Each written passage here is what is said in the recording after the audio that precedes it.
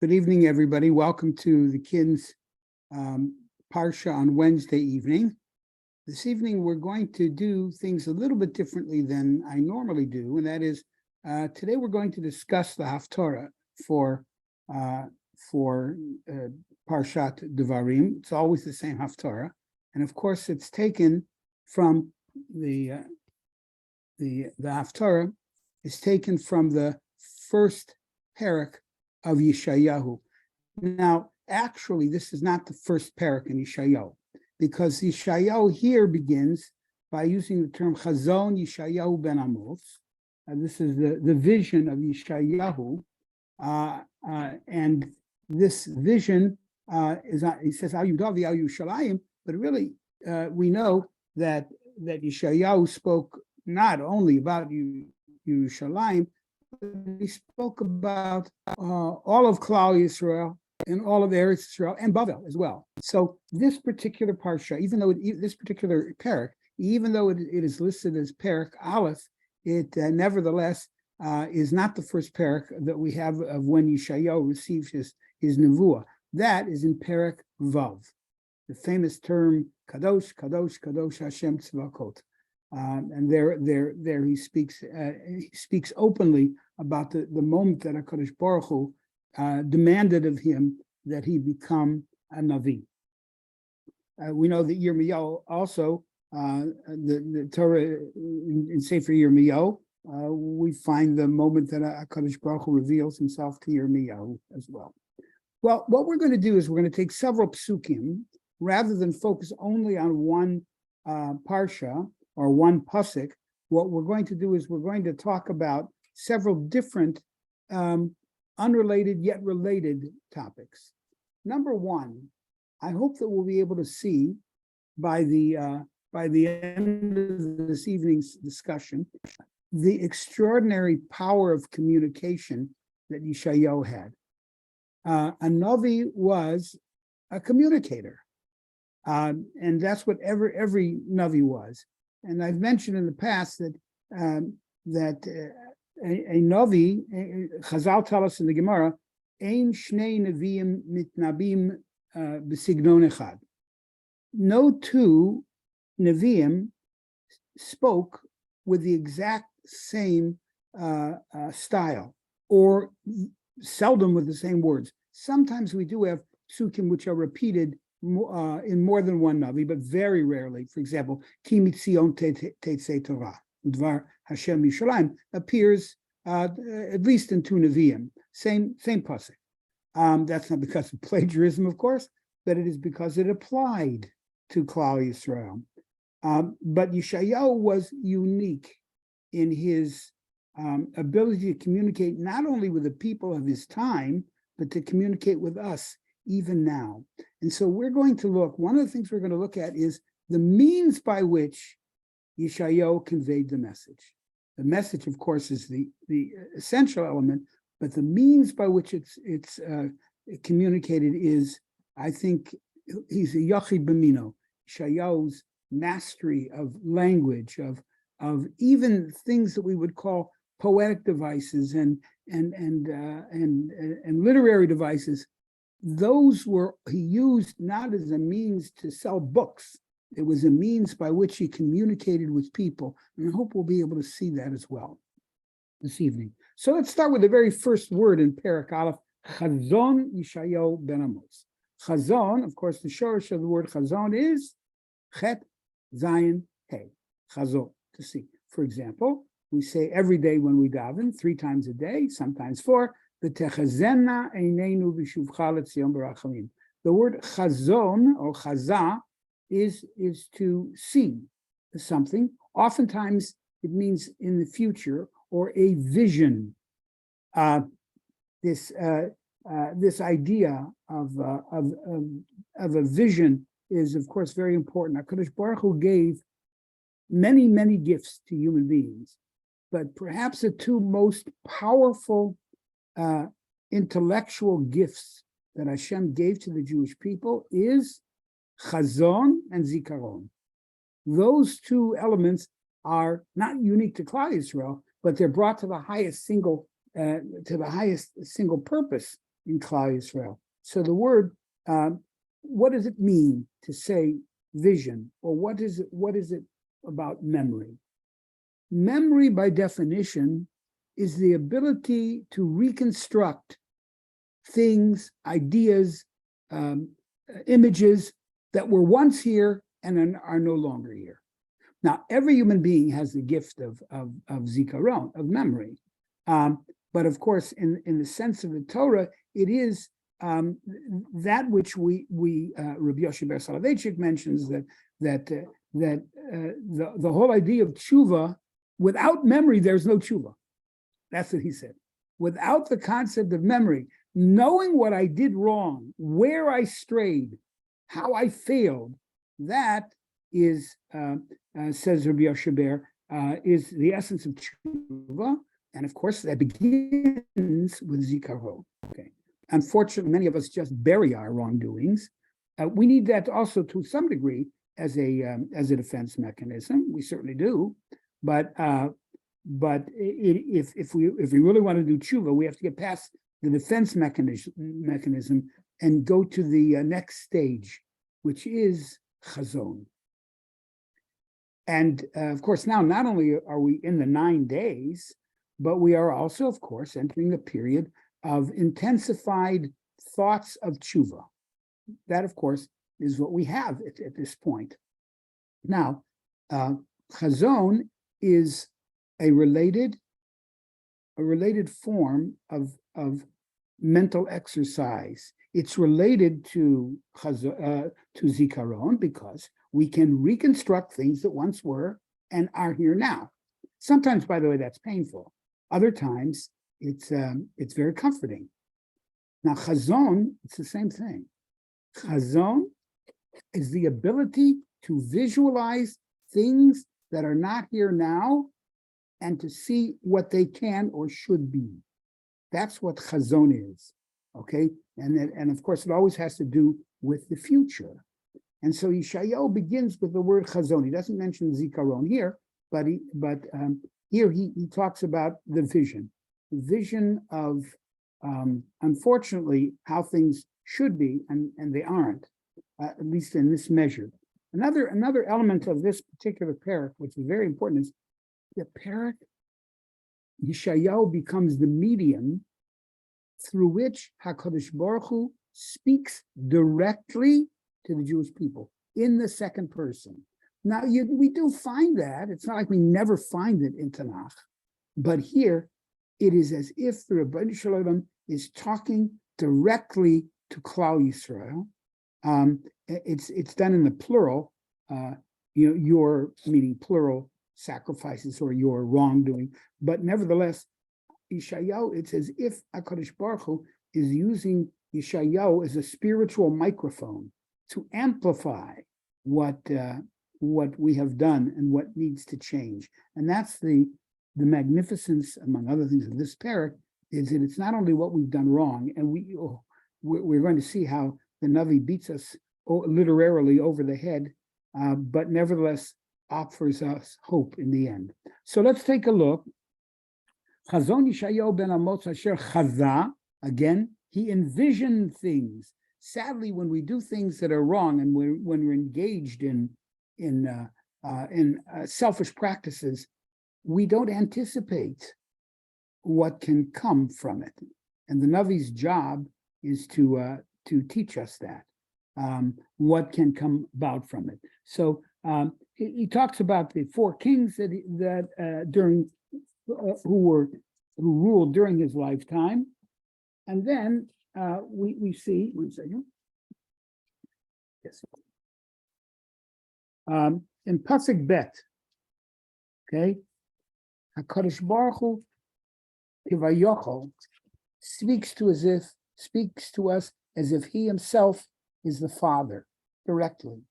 And any of us who are fathers or parents can identify with this. So Yeshayahu says in Pasuk Bet, Shim'u shamayim v'hazini aretz.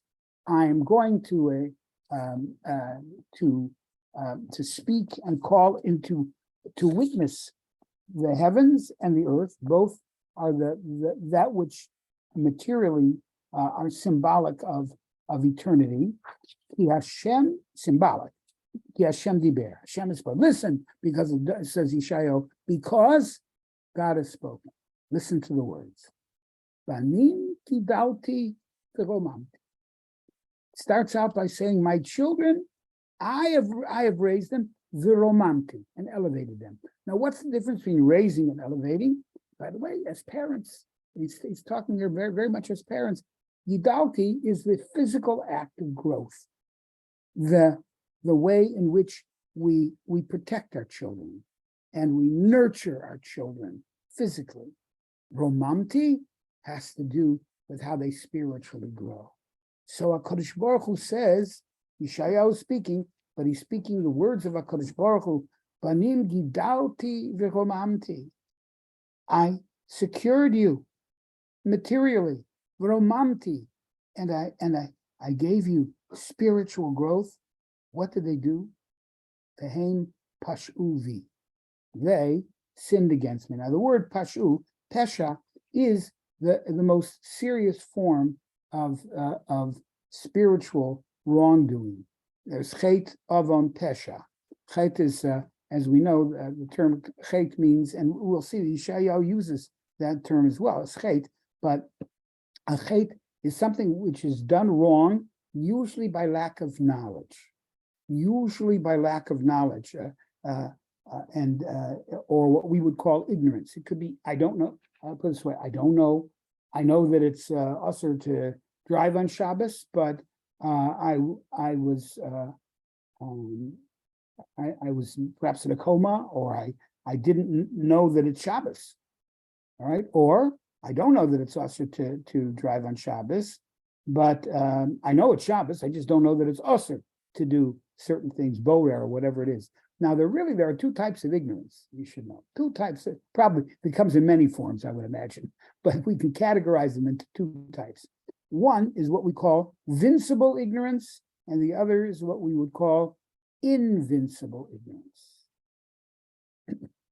Vincible ignorance comes when I could have known and didn't know. Could have known. And for example, the example I give is, let's say a person is driving down the street. He's worried about his finances, terribly worried about his finances, and he sees a red light. He sees a blue light in the background. It's a policeman. Policeman stops him. The policeman says, "Did you see? He went right through a stop sign." He said, "I'm not sure. I did not see that I had a stop sign. I just had a terrible setback financially. I lost a tremendous amount of money, and I'm sorry. I didn't do it on purpose." And that's probably true. So the question is, should he be held accountable? The answer is yeah, sure. Because it's true, you didn't know. No one would contest that, but you should have known. Or you shouldn't have been driving. In other words, if you're in a state where, God forbid, someone we love is seriously ill, or if we have financial setbacks, that's called vincible. It's overcomable. Don't drive, or concentrate when you're driving. Then there's invincible ignorance. Invincible ignorance is when you could not have known. So, for example, I'm driving at a location that I hadn't been there before. There was a storm the night before, knocked over a tree. The tree covers the stop sign. That is what we would call invincible ignorance. I couldn't have overcome it normally. Of course, I could go 2 miles an hour down the street, but that's solving one problem and creating another. So a chet is when it comes due to lack of knowledge. So let's say a person doesn't know that borer is also on Shabbos. Okay? Doesn't know, legitimately doesn't know. But the problem is that whenever the Rebbe got to borer, he felt bored, this student, and he didn't learn it. So when he comes to Shemayim, HaKadosh Baruch Hu is going to say to him, well, wait a minute, look at all, every week you violated the din of borer, and the person will have no real defense. Yeah, I didn't know, but you could have known. You were in the yeshiva, you studied Shulchan Aruch, you know. So the fact that you don't know, again, and that's not as bad as pesha. Pesha is, I know it's wrong, but I'm going to do it anyway. And that's what Chazal call, they say when they want to give a synonym, oftentimes they'll use the term mored. Mored is to rebel against. I know that this is what I'm doing is incorrect, but I'm going to do it anyway. Okay. So notice HaKadosh Baruch Hu puts himself ki'ilu, and Yeshayahu does this like no one else does it. Yeah, ki'ilu HaKadosh Baruch Hu, you can feel, any of us who's ever been a parent, we know what it's like when our children disappoint us. They know you don't want them to do it again, but nevertheless, and then you say to yourself, I invested so much in you. I feed you 3 meals a day, and I send you to day school or yeshiva, and this is how you treat me. Well, okay, but that's what HaKadosh Baruch Hu is saying about Klal Yisrael. The Haim Pashudi. They know, they could have known, they chose not to follow HaKadosh Baruch Hu's dictum. Now, in Pasuk Daled, we find a beautiful form of alliteration. In other words, you can say the words and you can get a message across, but it's how you do it. And that message Yeshayahu portrayed not only to the people of his door, but you and I are sitting here on Zoom on top of it, right? Seeing how he said it. Hoi goy chote.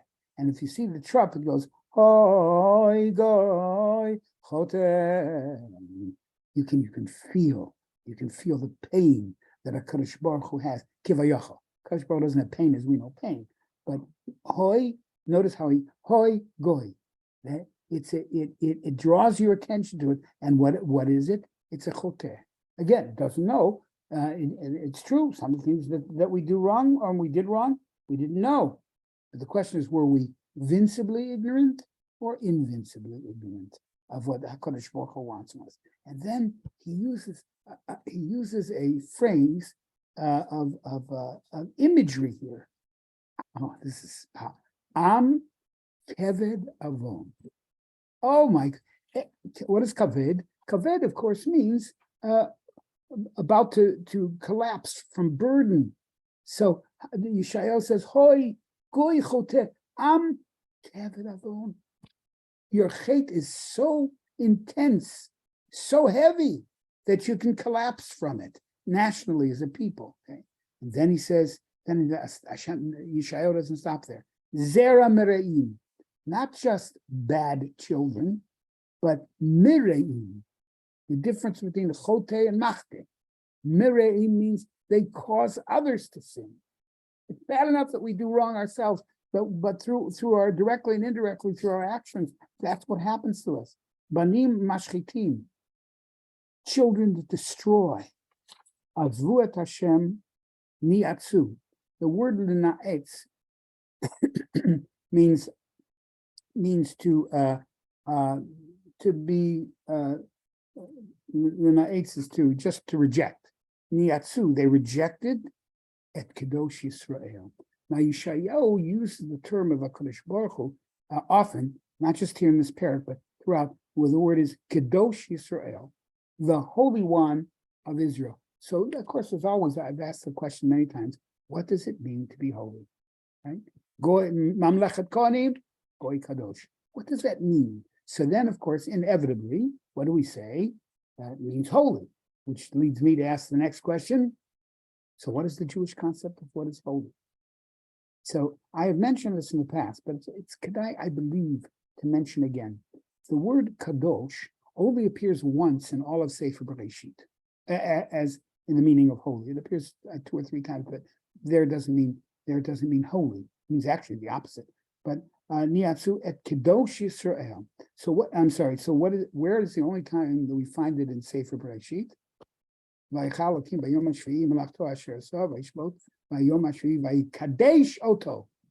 He made it holy. So what does that mean? Shabbos is a day which is from a, shall we say, from a purely material standpoint, is no different than any other day. If a person fell asleep or they were unconscious for 3 days and they wake up, they have no idea what day it is. Oh, maybe you can tell by the dress. Maybe people around are dressed differently, etc. But the day itself is fundamentally the same as any other day. So but yet, what did HaKadosh Baruch Hu do? He specifically pulled it out, characterized it by taking it out. This day I designate as holy. That's what holiness is, an intellectual means of distinguishing something. That's how the separation is. Now, HaKadosh Baruch Hu, Yeshayahu calls HaKadosh Baruch Hu Kedosh Yisrael. And of course, he, in Perek Vav, uses the term Kadosh, Kadosh, Kadosh. There is, in other words, there is no, when it comes to Kedusha, Hashem is totally purposeful, right? So when Shabbos is set up, it is set aside for a purpose. It's set aside for a purpose. And HaKadosh Baruch Hu is threefold Kadosh. God is totally purposeful. We as people, ideally, if we have the Torah and we follow the Torah, so that gives us purpose. That's wonderful. That gives us purpose. That even the greatest of all people, in some ways, is not completely purposeful, right? Sometimes we all slip a little bit, right? But when it comes to HaKadosh Baruch Hu, he is the Kedosh Yisrael.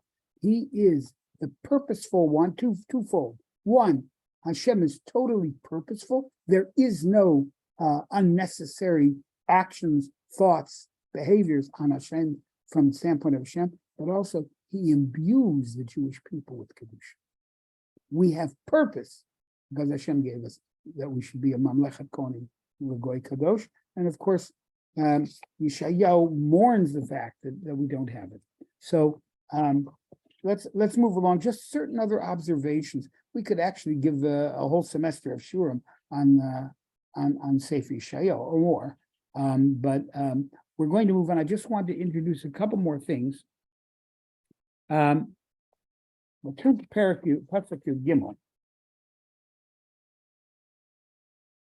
The Jews are pretty proud of ourselves. We are proud of ourselves. Today, I don't know how many of you heard President Herzog speak in front of the Congress, but it's good. You can get it on C-SPAN. You can see the speech. It doesn't rival the Gettysburg Address, but it's a very good, meaningful, and to the point speech, and it was very well received.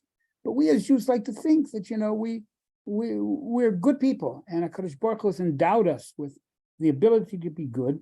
And in Pasuk Yud Gimel, HaKadosh Baruch Hu says to we're estranged from HaKadosh Baruch Hu now. We are estranged. Now the Hebrew word to'eva means very often, if you ask 20 people what to'eva is, and if they know some Hebrew, they will say immediately, abomination, which leads to the next question, what's an abomination, right? So we're going to try right now in this pasuk, when the word appears, we're going to try to see how we do it.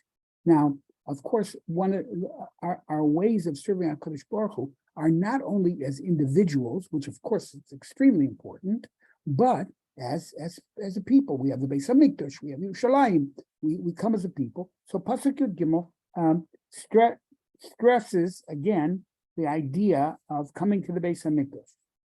And actually, let's go one pasuk earlier. Pasuk Yud Bet. Ki tavo leiraot panai. When you come on the Shalosh Regalim to see me, all right, or to be seen, actually, leiraot. It is HaKadosh Baruch Hu is the unseen seer. That's what sometimes is referred to as the unseen seer. Ki tavo leiraot panai.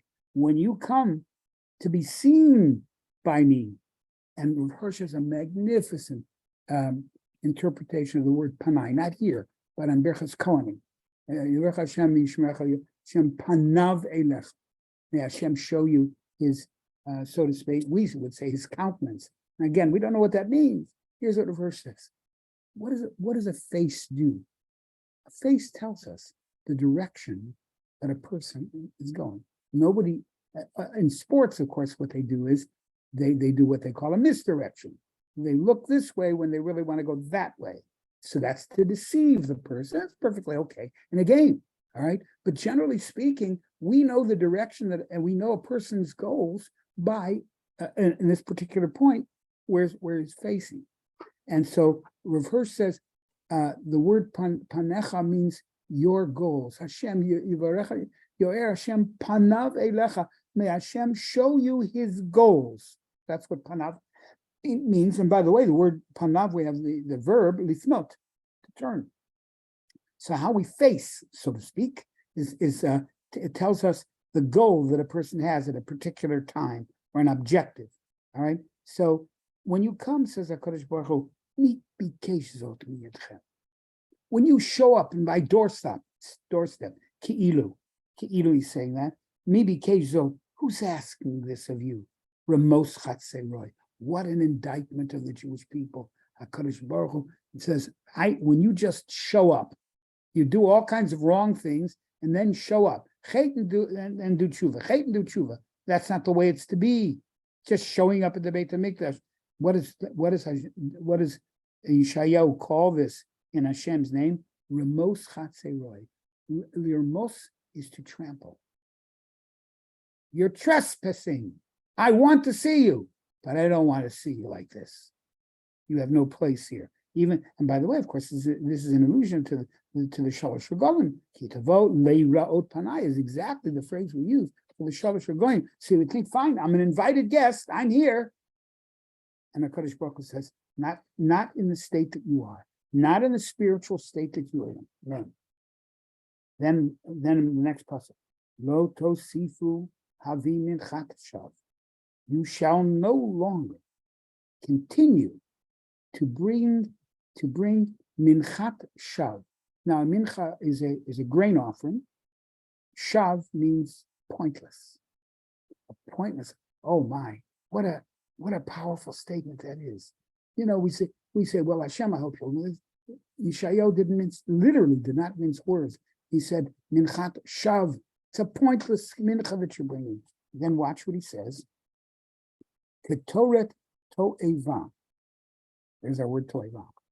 Ketoret was among the most sacred of the offerings that we had because it's not of a thing. It's vapor. It is incense and smell. To'eva.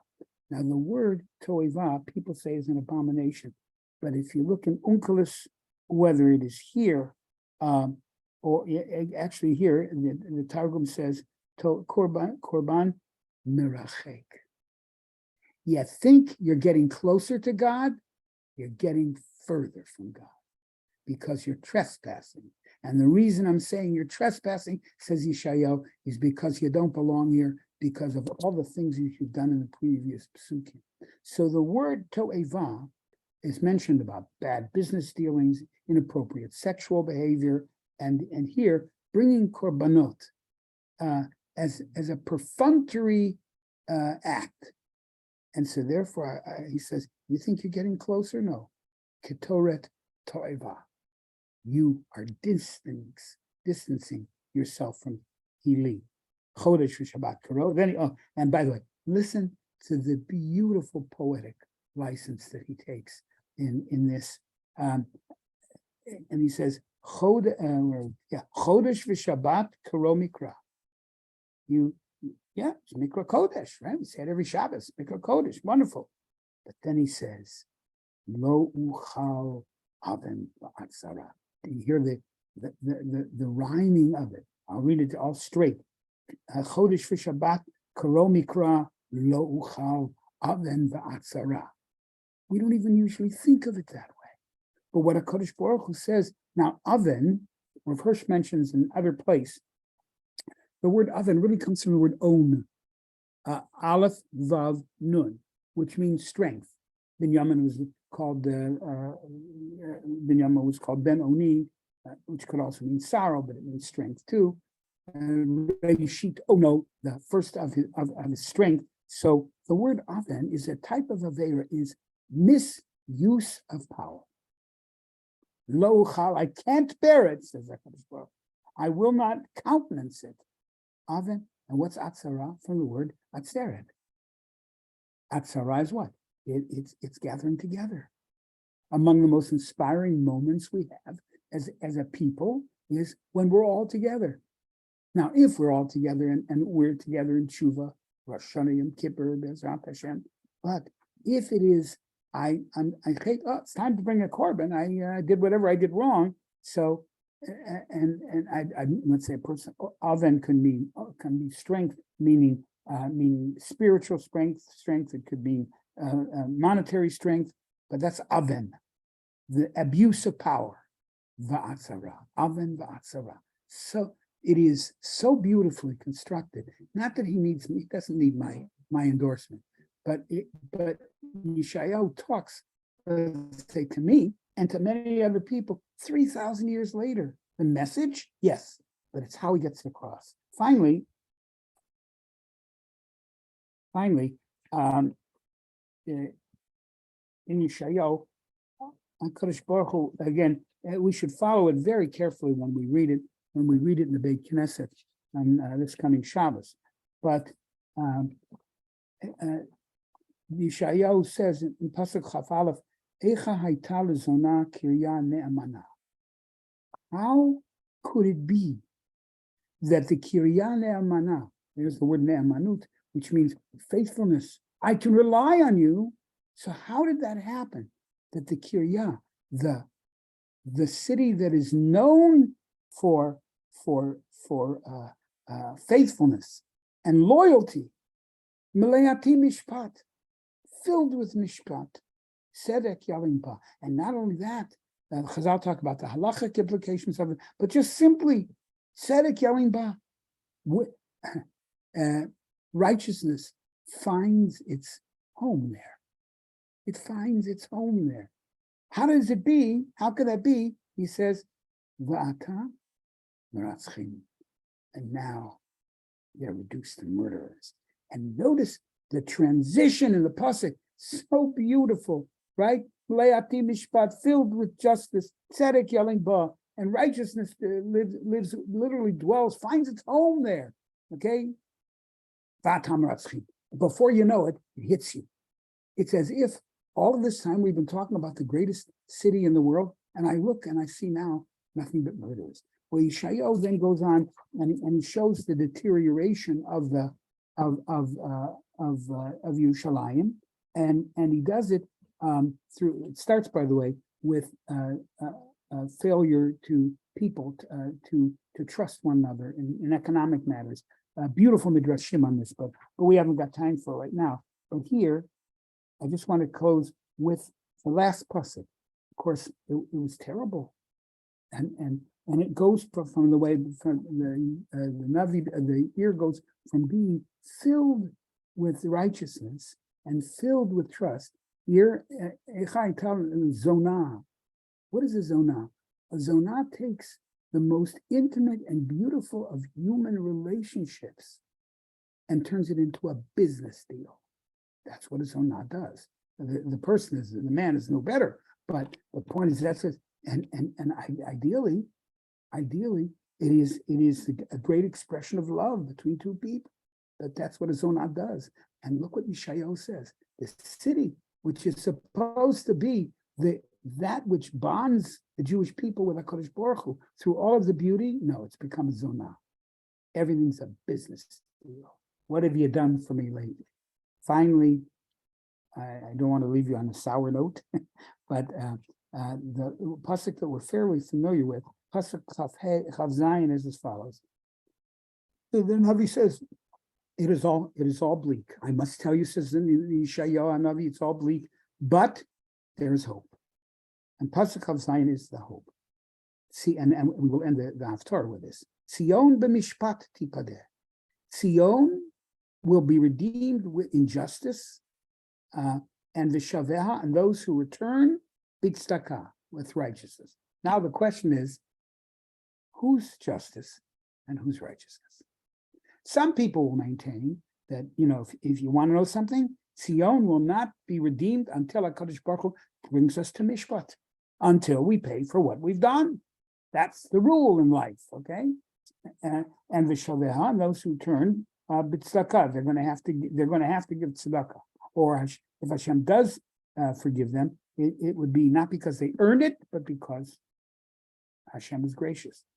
But the other way, and the Marikra and others say the following: Sion, and the Radak does, Rashi, I think also, Sion b'mishpat tipadeh. How will Sion be redeemed? Through the justice of people by our treating each other with dignity and making sure that that each person gets what she or he deserves in the good sense. Whose justice? The justice the Jewish people give. Then redemption will come. And those who return to Torah and mitzvahs and chesed, tzedakah, through the tzedakah that they do. So as we begin this, we're coming now, let's begin the 9 days. We should remember mishpat and tzedakah. Mishpat is making sure that everybody gets what he's entitled to, not necessarily negatively. And tzedakah is to have compassion on people. And with one quick thing about tzedakah. What is tzedakah? What is tzedek? It's like this. Tzedakah was as follows. Let's assume that there is a sale going on of let's say of nice shirts. Okay. And I see exactly the shirt that I want. And it's on sale, half price. That's beautiful. Half price. So I'm about to get it. And in the corner of my eye, I see a man who lost his job. And he's just down and out. Now I'm entitled to reach out and take that shirt. Absolutely. It's first come, first served. No avera in that. But tzedakah is when I say, you know what? I wanted that shirt, but he may need it more than I do. Not necessarily to keep warm, but to keep his dignity, to keep himself feeling good. That's tzedakah. That's something that goes beyond just I was here first. Mishnayos in Bava Metzia say, well, this one has to swear that I found the talisman. So I found it. That's right. That is mishpat. That's exactly what it is. And that's how we resolve cases. The Torah gives us the formula for resolving the cases. But tzedakah is not objective. It's subjective, looking at the inner person. So everybody, Mirz Hashem, may we have a meaningful 9 days. And thank you all for joining. And Mirz Hashem, we will meet next week in Mirz Hashem, next Wednesday night. All right, kol tuv, everyone. Thank you, Rabbi. Shabbat shalom. Thank you. Well, I'm glad you met my husband. What? You met my husband. I'm Mrs. Wiesenberg. Yes, I did indeed. I did indeed. Thank you.